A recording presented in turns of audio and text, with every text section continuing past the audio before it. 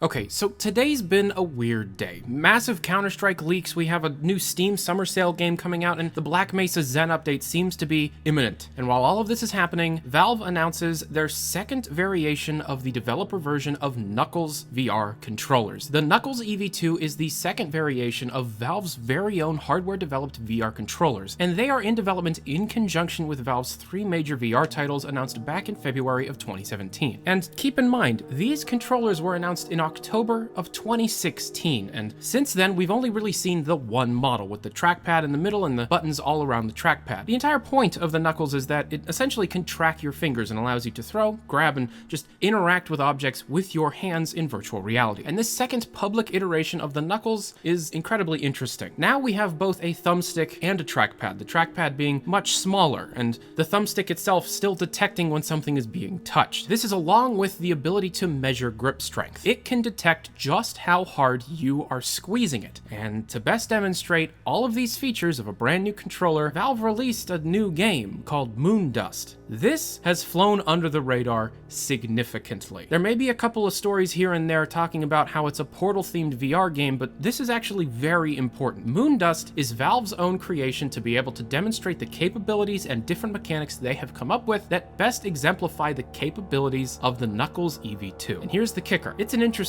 title. It's the most interesting title Valve has released since the lab, and that, to be completely honest, was the majority spoiled by the time we actually saw it through many public showings of VR in both conventions and YouTube videos. Moondust is very similar to the lab in that it is a collection of demos to be played in VR that each have their own individual design ideas to best demonstrate a specific mechanic of the controller. And Moondust is packaged with 4 experiences. The first being rock crushing. You awake on the surface of the moon and your entire point is to be able to grind up moon rocks to be able to send back to Aperture Science so that they can have a larger supply of the conversion gel. Interesting tie-in. The entire point of the game is to collect moon rocks that are delivered to you on a conveyor belt in an area that kinda is reminiscent of that part in Half-Life 1 where the barrels are in the green goo. And when you have the rocks in your hand, you're supposed to crush them with your hand to best demonstrate the grip strength detection of the Knuckles EV2. You're essentially just continually doing the same task until you fill the meter near the rocket ship on the other end of the map, and once you do, it takes off and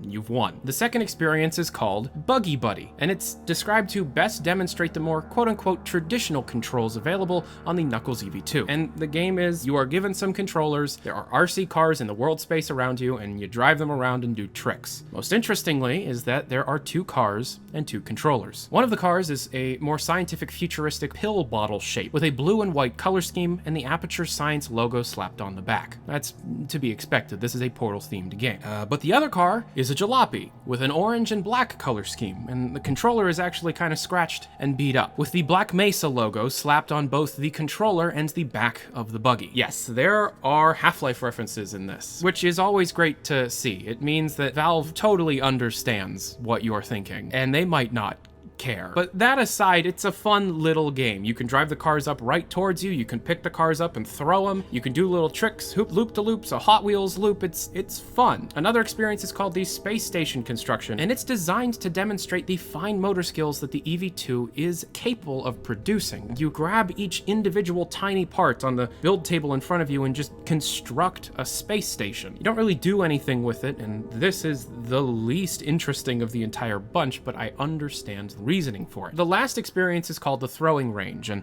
essentially you stand in front of this machine with a bunch of grenades popping out at you. They're not lemons. Total missed opportunity. But what you're supposed to do is pick up the grenades, squeeze them to prime, and throw them. You can hit different targets around you, you can hit different turrets around you, you can even turn around and try and hit a secret target behind you. And there's also a portal gun sitting next to you, the purpose of which I have still yet to actually figure out. And that is Moondust. Moondust is very interesting, and I actually had the opportunity to talk to somebody who worked on the project, and as it turns out, this started development back in April of this year. This is not that old of a project, this is not one of the 3 VR games. On top of that, this was developed by a very small team, and technically, only the developers that are being sent the new version of the Knuckle controllers are supposed to be able to enjoy this. But as you can see, I'm playing this. The background footage you're watching is of me playing this experience. And that's the purpose of this video. If you own an HTC Vive and you'd like to try this out, for the most part, you can. Turns out that the Steam VR input is capable of emulating the different inputs that the Knuckles EV2 are supposed to be sending just with the standard Vive wands. It's clunky. It does not work 100%. You're not able to crush anything. However, you're able to experience it for the most part. And to be completely honest, it's such a breath of fresh air to have something, some piece of new content. Laugh at the Valve community as much as you want, Valve. We're still here. We're not going anywhere. Thank you for doing something, I guess. If you own a Vive and you want to be able to play this, here's what you do. Down in the description below is a link to install the game. It'll automatically open up Steam and start the installation right there for you. Once it's done, make sure your Steam VR is set to the newest beta. And once you're in the game, go into your settings and then controller inputs, and then pick the game that you're currently playing, and there should be a public Steam VR input template that I made and is just up online. Set that as your control scheme, and you're able to play the game. Touching the touchpad activates the thumb, pushing in the trigger activates the index finger, and using both at the same time allows you to interact with any objects. As I've said, grip is not possible to emulate. I've actually asked a couple people around to see if that is possible to be added in to Steam VR input, but at the current time,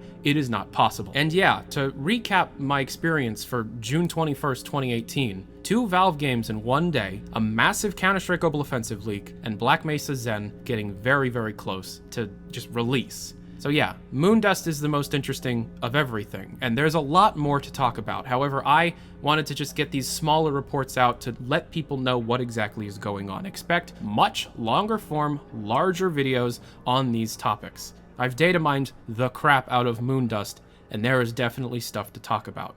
I'll see you on the next video. Thanks for watching.